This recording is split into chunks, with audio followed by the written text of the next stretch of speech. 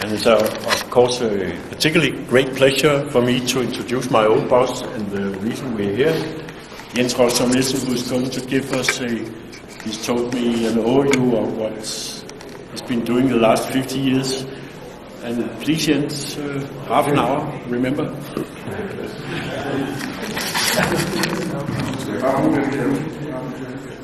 Ja, du bruger bare til.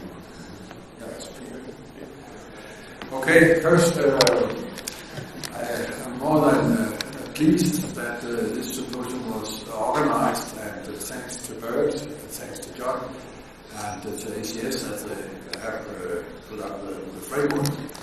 I was surprised that a symposium like this could be arranged, but I think I'm very happy if I could function as a catalyst to get all of you together. In this presentation, I will just run through what I experienced in these 50 years. The best things have been recorded by other people, but I will just try to put a few things in perspective. And then this afternoon, I will give another talk where I will talk about the lessons learned. But let us just start.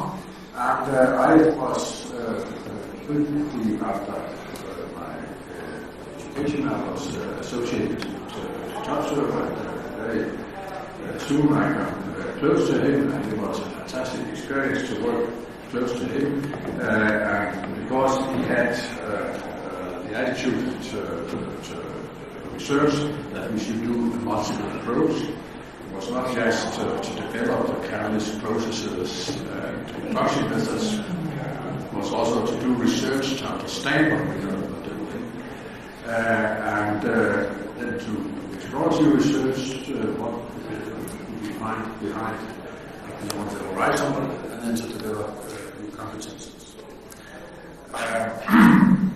We do research to understand would mean that not just play the main theme with the right hand on the piano, but try to play with the left hand at the same time, and that would put things in more perspective. This was, of course, essential that we had an understanding of what we were doing when we had problems and when we were to optimize, and we could play a more rational optimization of our catalyst manufacture and so forth.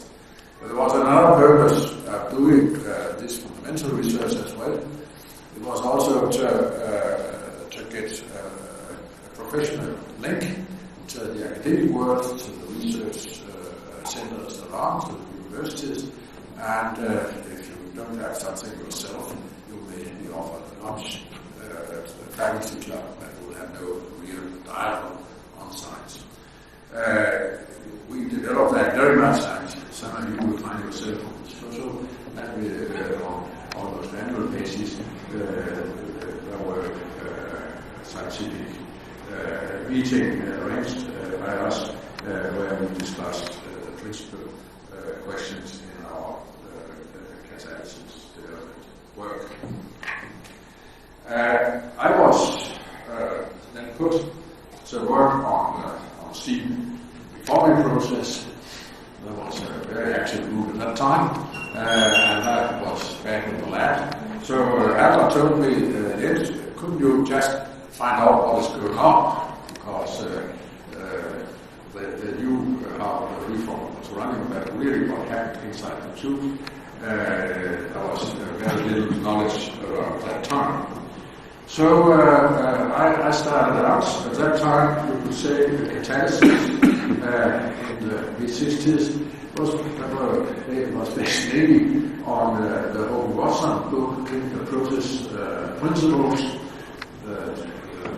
people from Wisconsin, and then you had Salkey's role of fusion catalysis, and also, of course, kinetics of clinical processes, also we had bonds and catalysis parameters. But that was what we had.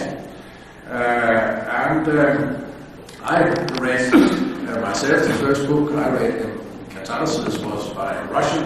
I learned from Russian colleagues later on that he was a strange fellow. But I was very much influenced about the book because he spent many pages just describing that a catalyst is not a uniform surface, that you have all kinds of heterogeneities. And that had an impact on my work in the future. And not the least,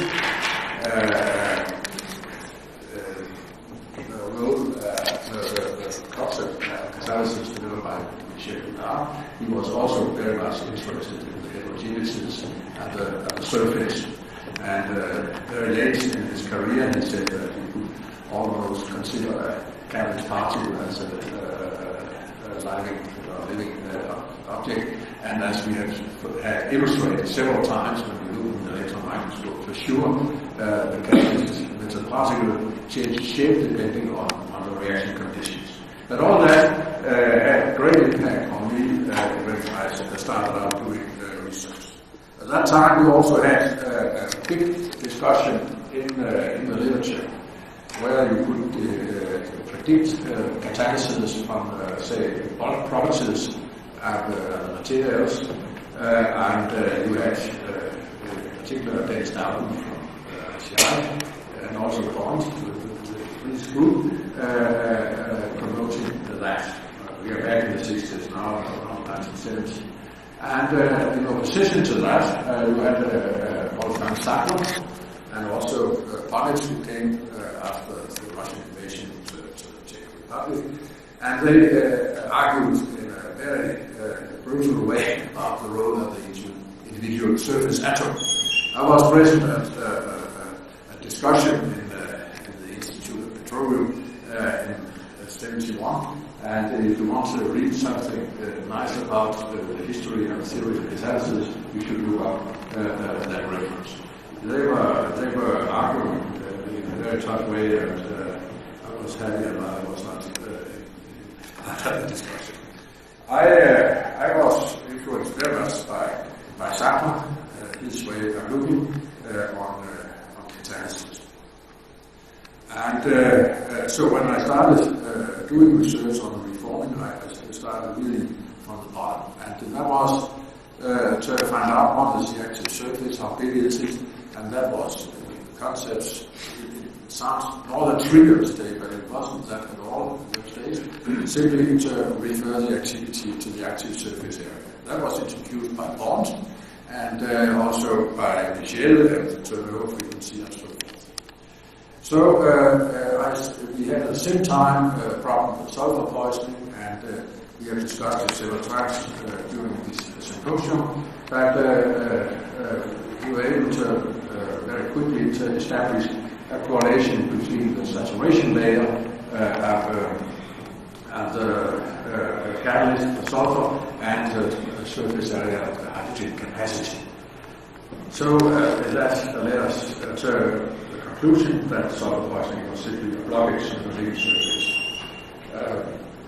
We saw also one of the early curves that you get the saturation layer very low coverage.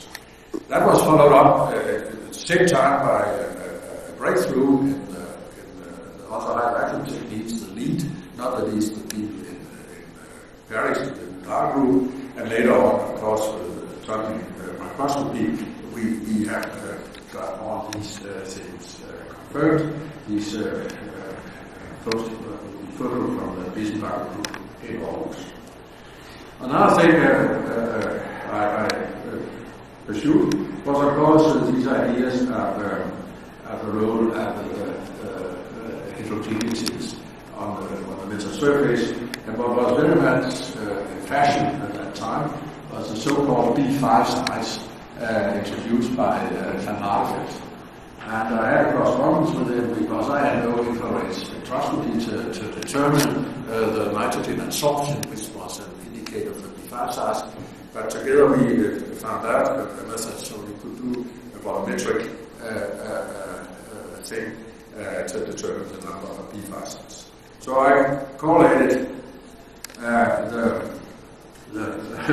intrinsic activity with the nitrogen capacity, and we plotted all data, and here you can see that it's like a drunken bomber pilot trying to build a railroad.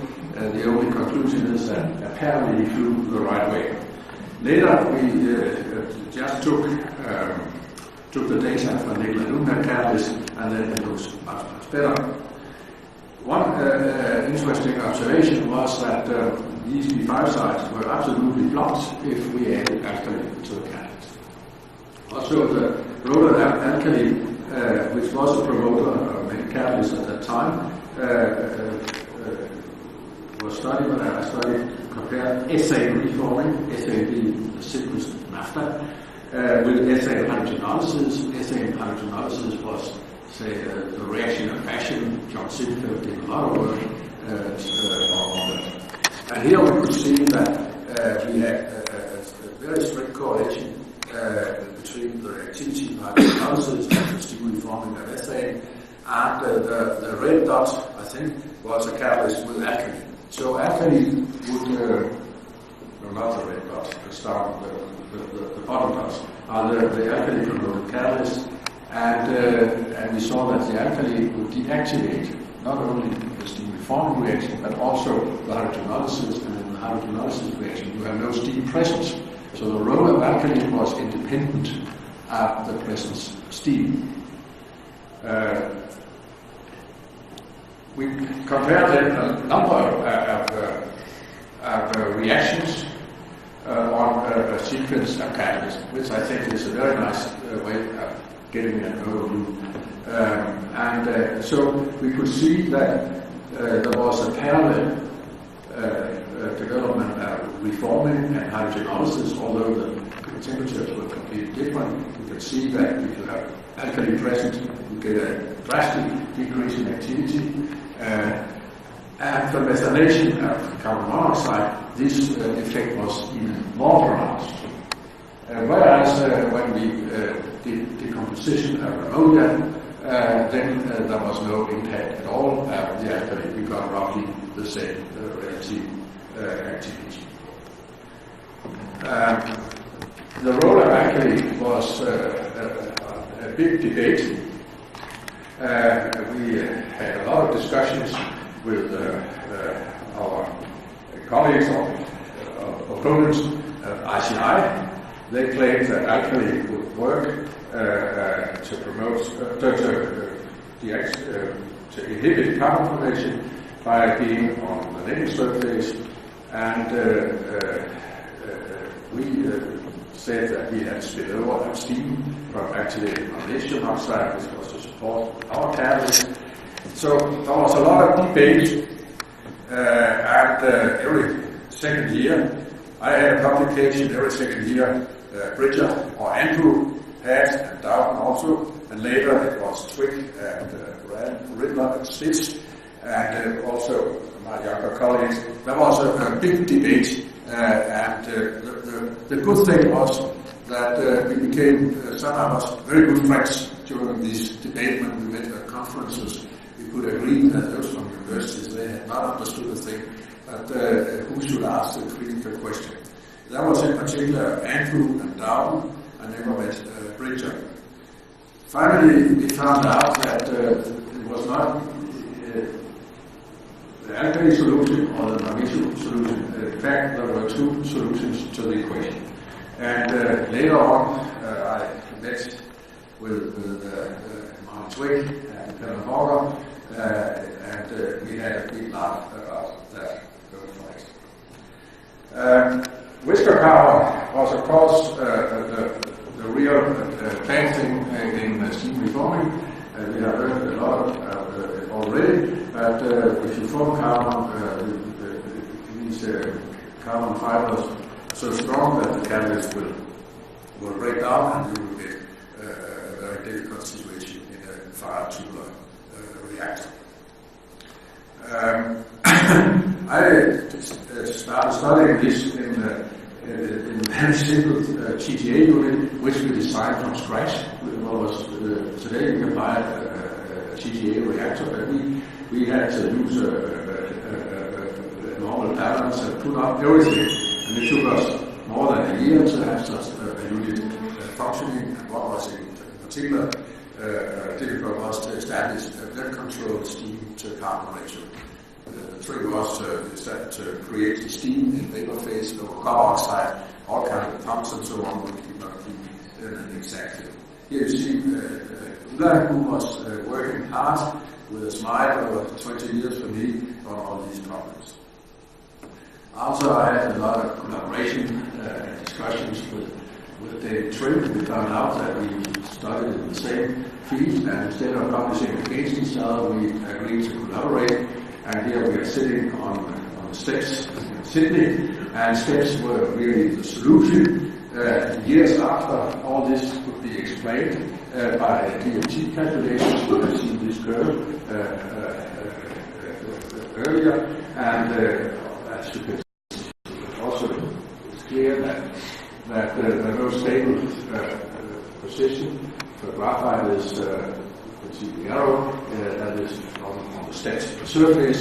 So the solution was really that these step size played a crucial role. For me, it was nice to learn because it was a kind of confirmation of the role of the E5 size we had worked on in the 70s. We worked together with the Rostrup group and to try to really understand how carbon would nucleate. And here you see the next group from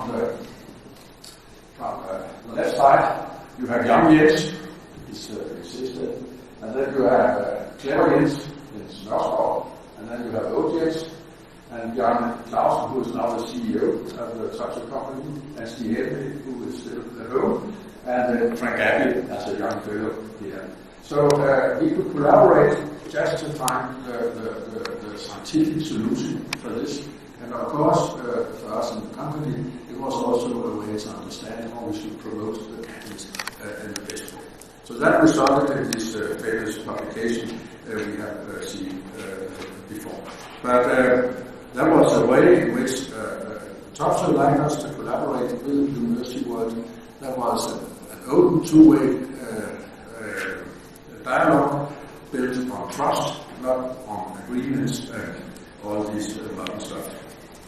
So the result, I'm not going into details, that was what Frank Appel explained yesterday, was that carbon nucleates when you get the graphene chain more than 20 atoms, then the whiskey can bang off, and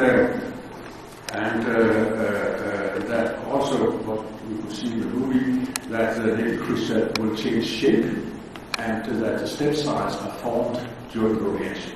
This is something I think is a fantastic thing to observe, so you cannot just, as Michel said, consider a catalyst surface as a dead body. This, of course, also led us to the idea that the step size would be important for the promotion. Now we know that, for instance, the alkali will have a preferred absorption on step size. The same is true for sulfur, and so forth. This was the input from doing, say, fundamental research, to playing with the left-hand side at the same time as we played on the right-hand side. And in real life, I spent a lot of time on the plants to look into the reformers to find out what went wrong, if something went wrong. The company had special talent to send me to plants where there were big problems. So that was really an interesting thing to look into the reform and find out why you got these hot spots and hot bonds. And it was in fact from input from all these observations and the computer simulations of the operation that I got ideas to carry out experiments in the lab. Most of my experiments in the lab were inspired from what I saw in industry. So it was not a linear process that at first you do fundamental research and then you scale up in a small lab and then finally pilot and then go up. It was really the feedback from the observations in industry. And then when we got spent catalyst back, it was like what we call it forensic investigations. I learned a lot from that and not just from doing plant research. Now there's a limit to how much you can do in clients, you can call it customer service and so on, but there is a limit to how much you can play with it. So at one point I told Helder that we need to have a full-size power plant because we can't get further. I need to determine the radial picking. So for that we need a full-scale pilot plant. That was my dear friend and colleague, Lars Hansen, who had built up these models on basis of work not released by Chile for him. So when we did he first called the manager of our Houston office, no actual gas in Denmark, so we had to put it up in Houston. And he asked how much would that cost? 1 million, he said. Okay, that's fine, we have 1 million. It turned out not to be 1 million kroner, but $1 million, that's a factor of 7. Okay. That went, that was his attitude, and with that power plant, we really led over the next 10-15 years, learned a lot. I was not alone, we were a strong team of people. Here you see some of them, but you have some of the younger members not present in this photo being here today, and there are still young people, further young people coming in and taking over. The idea was then not to demonstrate what could be used in industry, but try to, as we were told yesterday, to find where is the cliff. Because if you know where a cliff is, it's not so dangerous to walk, say, 10 meters from the cliff. But if you walk there with your mother-in-law, she would not walk with you, say, half a mile from the cliff. And many of, say, general process engineers, they behave like that. So you really had to know where the cliff was. And we used the power plant very much to confirm what our calculations showed. And then, as we also have heard, to find out how far could we go to the carbon limits and could we cross the carbon limits. Each time we met the borderline, the challenge was how can we break it?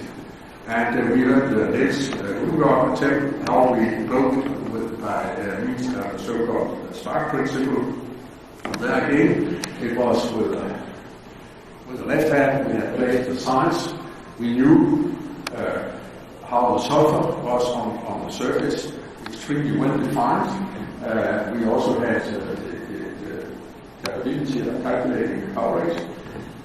We knew the mechanism of carbon formation. We found out that when we had high sulfur coverages, we got this strange form of sulfur with more whiskers from underneath because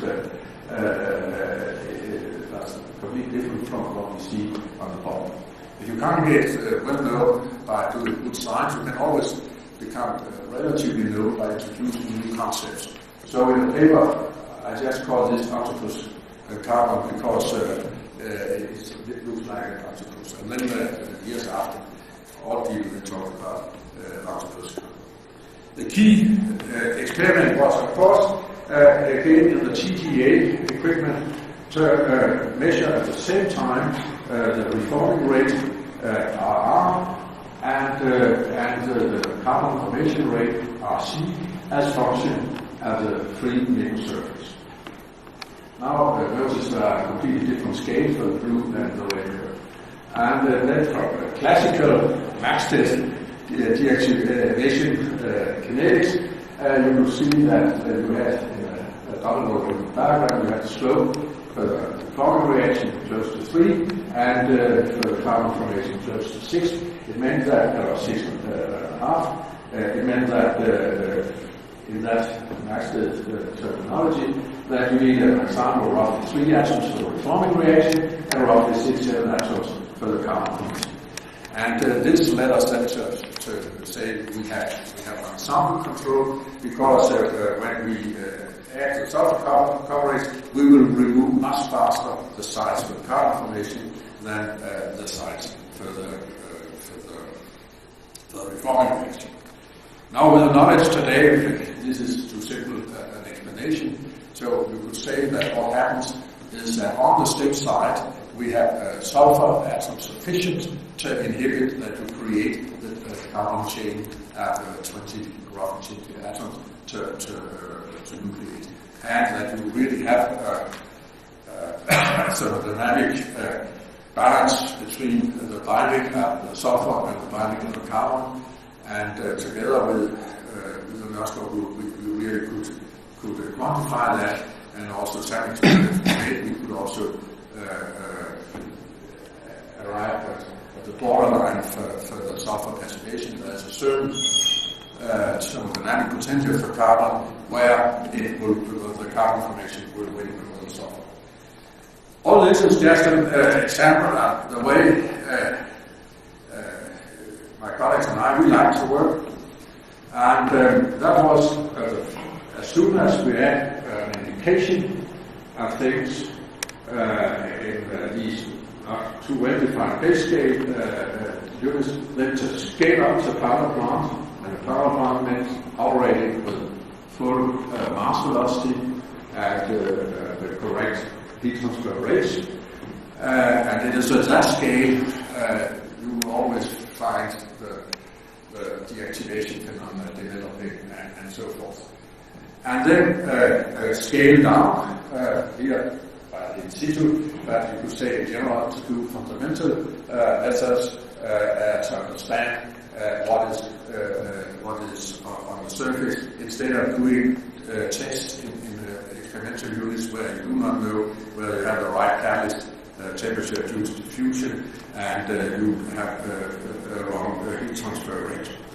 So all this made the catalyst development process, let's say, a learning process.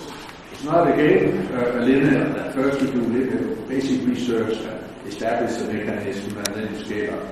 We were fast going into the pilot plant and then took the catalyst samples from the pilot plant and used all the advanced techniques to characterize them. And that gave us then new ideas to do new experiments in the power plant. Finally, when the catalyst came out into industry, we could take samples back in a very systematic way and then use all our fundamental characterization methods to describe what was going on. That was the way in which we built up our know-how around the reforming process. And that was also very much the philosophy used in our processes. If we talk about another one, and that is the methylation for SNG. Methylation is just a reverse process, and after the first oil crisis, there was a big interest in making SNG, not the least in this country. A lot of work was being done, only one plant being built. But we as experienced in the seed reforming, we said it's processing. Yes, also it is a question of getting a high temperature rise with the methylation, so we could utilize the process heat to superheated steam. And so the first reactor will really have a very high temperature increase. Now there's a printing errors of 2, 4, and 600 degrees. So in the first reactor, we will take the methylation up to say 600, 650 degrees, meaning that in the boiler downstream of that reactor, you could make superheated steam, which could be used for something useful, and then you had simple clean-up methanators downstream. This was a tough requirement to the catalyst, because the catalyst working at 650 degrees, maybe even half a year or longer. At one point, as the catalyst would be poisoned, that central catalyst would then be able to work at, say, 300 degrees. We were lucky with our experience in the reforming that we could end up with a catalyst which at that time was unique. The crucial part was, of course, to understand the centering mechanism, and at that time the knowledge was, the theories were very, very blurred, and there were wide discussions whether it was Oswald or whether it was Catalysis, and and nobody had any evidence. The big breakthrough came with these in situ electron microscopy investigations, where you could see that the same catalyst you could have both mechanisms work, and that is dependent on the process conditions, whether you have one or the other mechanism. And but we found out how to control this censoring, and that brought us into the German Eva project. And I was so flattered that the reformer was called Adam. You have here, no, Eva. You have here the nuclear heated reformer, Eva, 950 degree past helium. Then you have a steam forming process, and then you transport the syngas. You could put the nuclear reactor far from populated areas close to the Danish border, and then put the syngas down to the populated parts of Germany and the Ruhrgebiet, and then have a reverse methanation. And with high temperature methanation we have developed, you could then make superheated steam and make electricity. So the truth came when we came closer. Eva, there was no romance about that. It simply means Einzelrohrversuchsanlage. So Adam, that was adiabatische Anlage. So, but we succeeded, and with the Jewish people, we had roughly 40,000 hours to run, and had a ready process. And then the market disappeared. There's only one plant built in the United States, and nothing happened then for many years. And it was only until 2006 that the interest came back, first in the United States, but then natural gas prices fell, and now finally that's become there's an interest in China and other places in Asia, and as far as I'm informed, the process has now been marketed in these places. What we learned during these days, and what may be interested in you and all what we have heard about Fischer-Tropsch, that was that we had a deactivation phenomenon at very low temperatures where the temperature profile would move, and we could identify that as a kind of gum, and that is what we have heard a little bit about in the Fischer-Tropsch. So what we said in a very primitive way, now it's for naphtha, but it could also be CO, that you have the rate of absorption, and then you form hydrocarbonaceous species on the surface, they polymerize slowly and form gum. And then you have a reaction that with hydrogen, whether it's CO salt or carbon salt, you will have a kind of hydrocracking reaction forming the gaseous hydrocarbons. So the activation energy for absorption is roughly 40 kilojoules per mole, and for hydrocracking roughly 4 times bigger. So what we found for the methanation, and also for the pre-reforming reaction, that there is a temperature above which the hydrocracking rate is higher than the absorption rate, and there you do not get this deactivation phenomenon. This, I think, is a general observation. We also saw it in another process we then started work on, and that is in the mobile MCT process, where instead of having polymerization on the surface nickel, you have the blockage of the acidic side of the zero line. But roughly one can say that for this nickel catalyst, there are conditions in which it will start working as a Fischer-Tropsch catalyst instead of working as a distillation catalyst. And I think it's something which should be explored much more, as we have heard several times. What is the reason that you have this strange behavior with methane in the Fischer-Tropsch synthesis? So we are never gone deeper into this with a view to Fischer-Tropsch. A lot of these observations, I think, are valid for Fischer-Tropsch conditions as well. Now, we started then to work on version of the mobile NCG process. You know that the mobile process first you have methanol and then you convert the methanol into gas. You lose a lot of energy by condensing and re-evaporating the methanol, and so it was obvious that if you could do things in one process loop, you would have a huge saving. We did that and had again the same philosophy to see whether it works. We did it in a small power plant. No, okay, before I do that, in making a zeolite and a standard process, we had very great use of Eric Deoran. He was a very energetic person at that time, and he had a very bright young student, Jean-Pierre, the young fellow who gave the talk the first day. So they were really quickly establishing our knowledge base in the company, and there were then people who became very good in zeolites.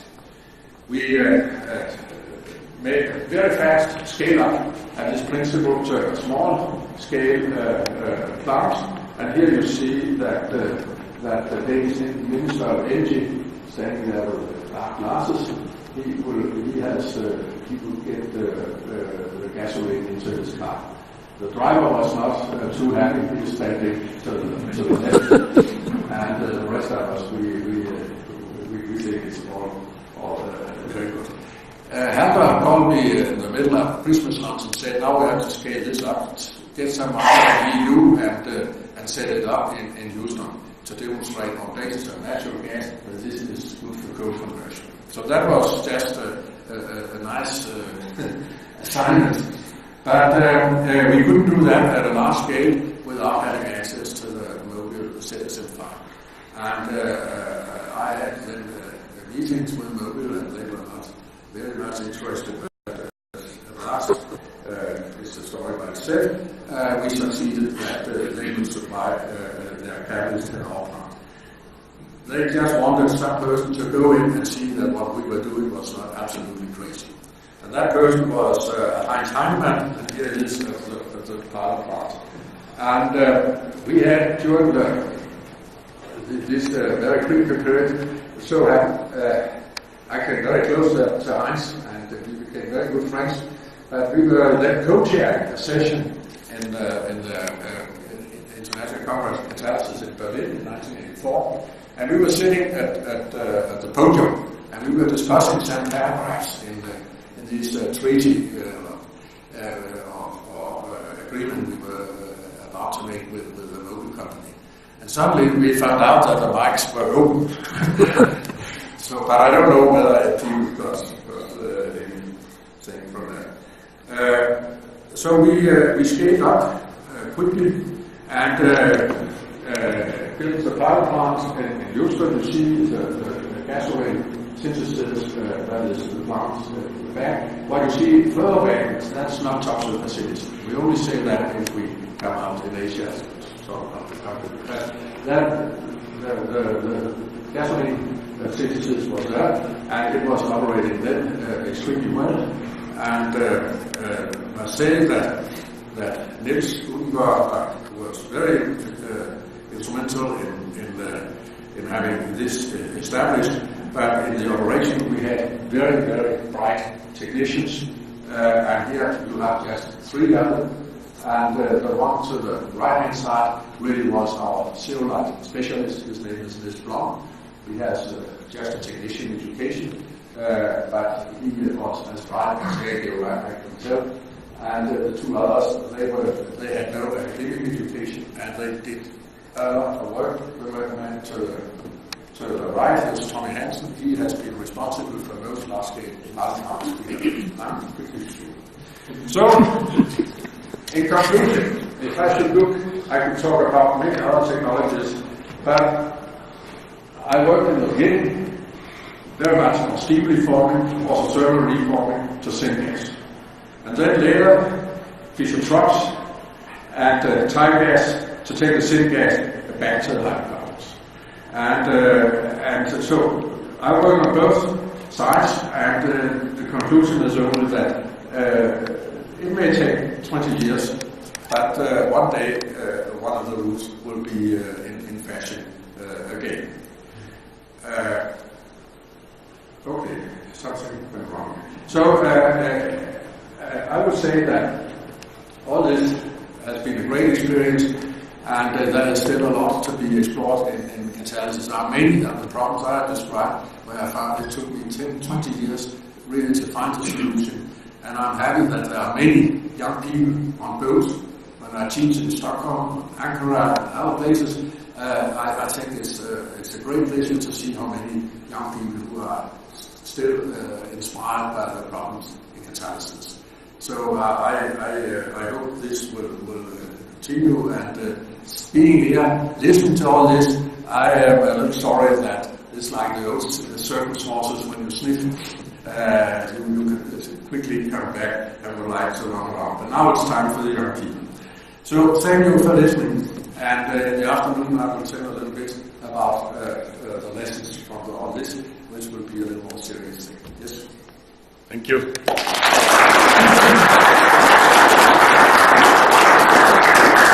Thank you. It's obviously difficult to sum up 50 years of work in 30 minutes, so you got 40.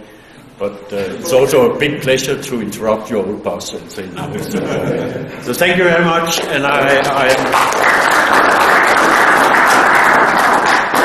have to say that save your questions to the afternoon because we are already running out of time. So I'd like to introduce the next speaker, which will tell us about